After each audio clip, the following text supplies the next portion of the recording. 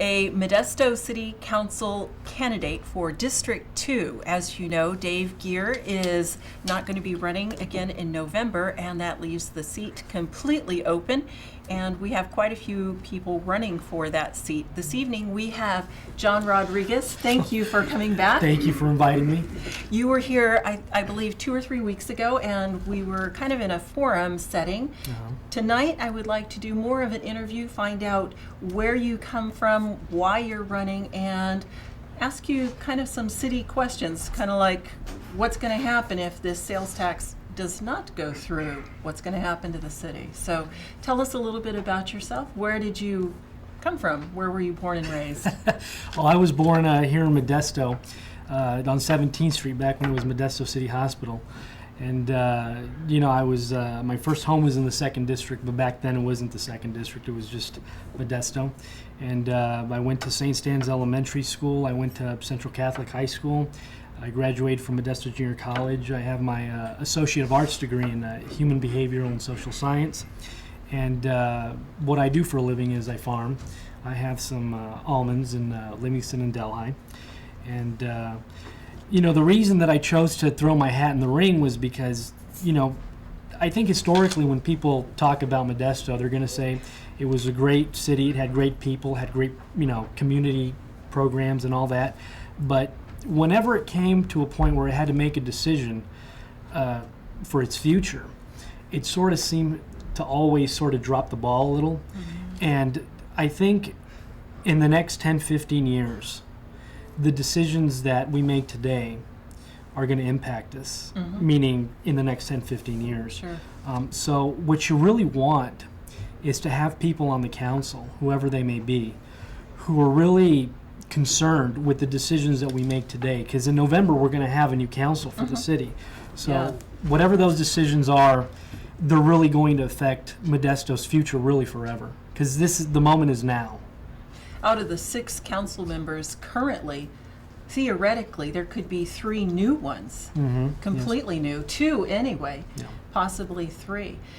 We were just talking with former Mayor Sabatino about the 1% sales tax. If that does not pass and the city is in the dire straits that they're in, where do you see the decisions being made to either cut the budget or file bankruptcy to save the city?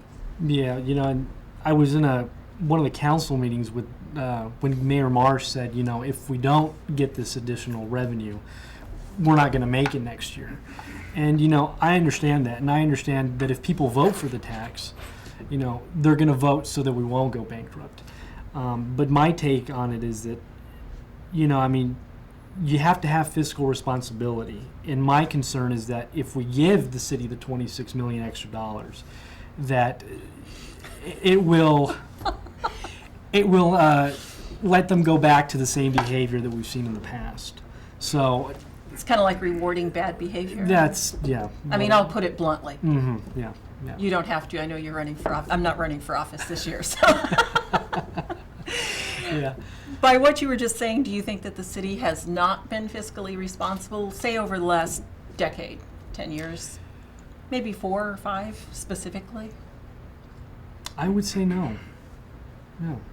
I mean, that's why we're in the predicament that we're in, because we haven't been fiscally responsible. Where do you see that the city can kind of clean up their act and tighten the belt if they don't get the sales tax passed? Well, you hear a lot about how they cut a lot of jobs or how they cut a lot of programs, but no one ever seems to, and I might be shooting myself in the foot by saying this, but no one ever seems to think, maybe we should cut our salaries. I actually said that the other day. That's never something that you hear politicians or people who are in charge of departments say, maybe the salary is something we can cut. Yeah, that's not very popular. Yeah. Now, I realize that the salaries probably are a drop in the bucket, but as I was explaining to the person that I was talking to the other day, it's not necessarily the drop in the bucket, it's the action showing that, hey, we politicians, we public servants are willing to tighten our own belts, and so therefore we're in this whole thing with you too. How do you perceive that? That's exactly what it is. You know, if you had leaders who were willing to do that, and then they asked for a tax, you'd be a lot more likely to take them seriously when they say, trust us with your money. Then you would say, okay, well, yeah, I mean, yeah, sure. Now, if you win in District 2, I'll ask you the, $64,000 question. Would you be willing to give up your salary as city councilman? Yeah, I would. I would, because for me, it's not about the money, it's about the job. It's about actually being a voice for the city of Modesto and making decisions that will affect its future for the better and hopefully one day for my children. How do you turn that voice of the people into a voice of a city councilman? So you hear the voices from the constituents coming to you now. I'm sure you're campaigning hard. And when they come to the city council meeting. But how do you turn their voice into yours that actually can bring forth change for them? Yeah, and that's a really good question, because I think a lot of people, when they're running for office, they really do want to be the voice, but then they get in, and I'm assuming that because the issues are so complicated sometimes, that it sometimes may seem like they're no longer a voice, or somehow something happened along the way, and but I think what you really have to do is you really have to keep in contact with the constituents of your district. If you're a lot of the times you'll see politicians who are not in the office a lot. They have other businesses or other things going on, and so they'll delegate from another office. I think that's a mistake. I think you really have to put your ear to the street. You have to keep the contact with the people. And whenever an issue pops up in the council that you've been talking about with the constituents, that you really consider what they have to say about it. Why do you think that changes when somebody gets into office? What's the turning?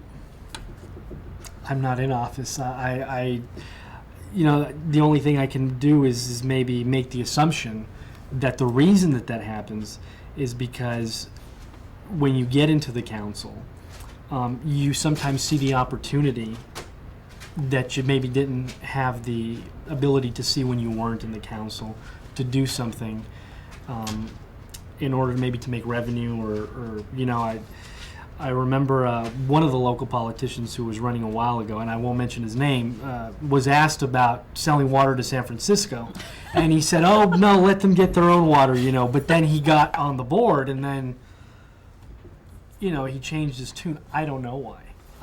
Maybe he saw something different when he sat in that chair. How do you see you serving your district specifically, District 2? What is going on? I know I asked you a few weeks ago, what is the number one this or the number one that? What is it in District 2 that is on the boilerplate? Well, I think what's on the boilerplate is the fact that, people there are concerned when I talk to them about public safety.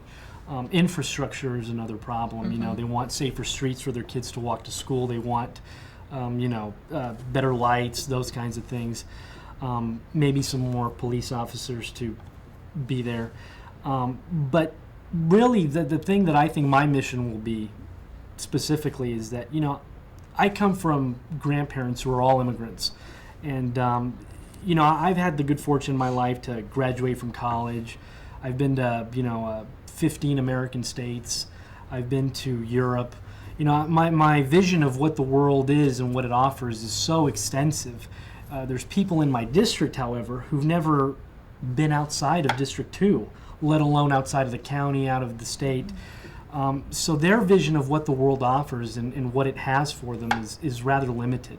And my job will be to really connect with the people and make the options known to them.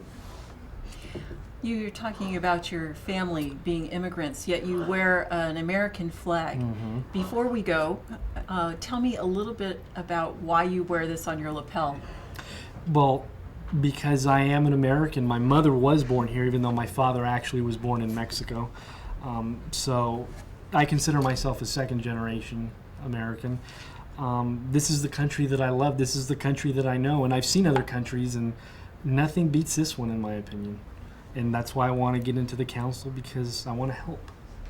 Where can we find you, either on the internet or email? Yeah, you can call me or email me is the best way to reach me. And my cell phone number is 209-556-2411.